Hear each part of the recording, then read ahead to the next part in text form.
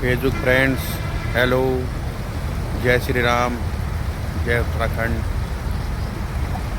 आज मैं फिर आप लोगों को श्री राम घाट से हरिद्वार का मौसम और माँ गंगा के दर्शन करवाऊंगा।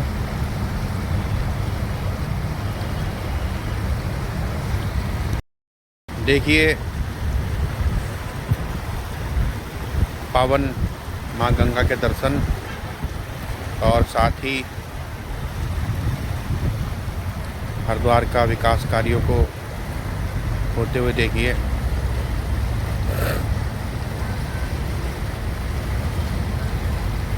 आज हरिद्वार का मौसम बहुत ही सुंदर हो रहा है, धूप बिल्कुल नहीं है और बड़ी ठंडी हवा और बारिश वाला मौसम है।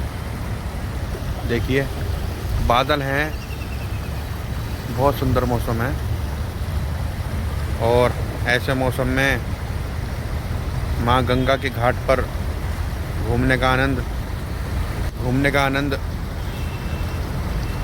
क्यों ना उठाया जाए। मैं तो इस पल को बिल्कुल नहीं छोड़ता। जब भी मेरे पास समय होता है मैं घाट पर आना नहीं भूलता। घाट पर आकर माँ गंगा के पावन तट पर आकर घूमने का आनंद कुछ और ही आनंद आता है।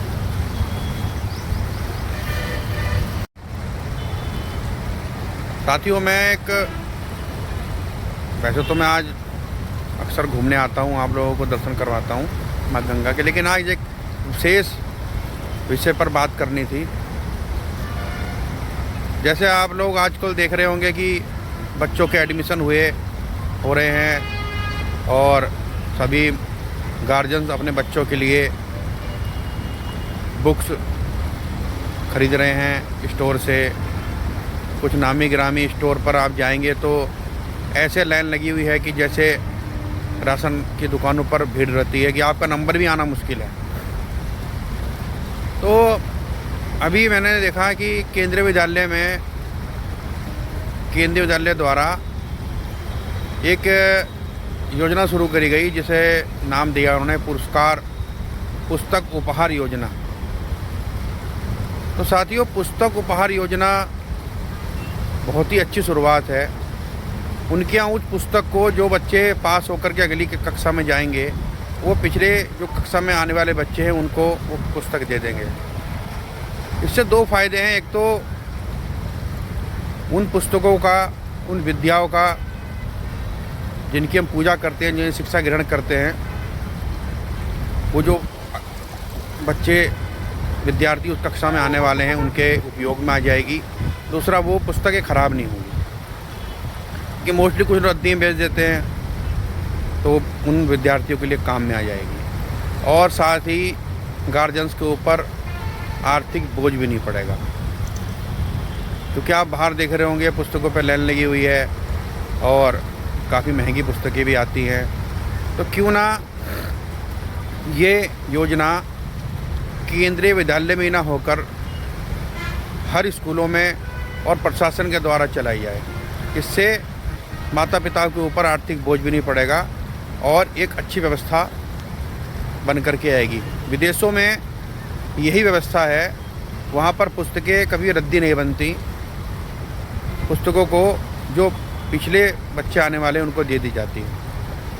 और साथ ही साथ आप देख रहे होंगे कि क्योंकि जो कागज़ बनता है वो वृक्षों की कटाई से बनता है, तो अगर हम उन पुस्तकों का यूज़ करेंगे तो जो वृक्ष हैं उनका भी दोहन, उनकी भी कटाई नहीं होगी। क्योंकि जब कटाई नहीं होगी, जब हम उन पुस्तकों का यूटिलाइज़ कर लेंगे तो पुस्तकों की जो है कम से कम बिक्री होगी, कम से कम वो बनेंगी, तो फिर वृक्षों की कटाई भी कम होगी। तो मेरा यही निवेदन है कि सरकार से, प्रशासन से, कि साथ ही साथ माता पिता के ऊपर आर्थिक बोझ भी नहीं पड़ेगा और उन पुस्तकों का यूटिलाइजेशन भी हो जाएगा। तो जैसे केंद्रीय विद्यालय ने पुस्तक उपहार योजना शुरू करी है, ऐसे ही सरकार को चाहिए कि एक ऐसी व्यवस्था, साथ ही अब तो इस प्रदेश के आदरणीय मुख्यमंत्री महोदय ने भी एक कार्यक्रम में ये घोषणा की कि आप किसी को उपहार के रूप में बुके ना दे करके कोई वृक्ष या पौधा या कोई अच्छी पुस्तक उपहार में दें। तो उन्होंने भी अपनी इस विचार में कहीं ना कहीं ये चीज़ झलकती है कि पुस्तक दी जाए तो ये पुस्तक उपहार योजना बहुत ही अच्छा एग्जाम्पल रहेगी, बहुत ही अच्छा विचार रहेगी मेरे हिसाब से। तो क्यों ना इस पुस्तक उपहार योजना को पूरे प्रदेश के विद्यालयों में शुरू किया जाए। तो बहुत ही अच्छा विचार आदरणीय मुख्यमंत्री महोदय ने भी अपने एक कार्यक्रम में कल कहा था।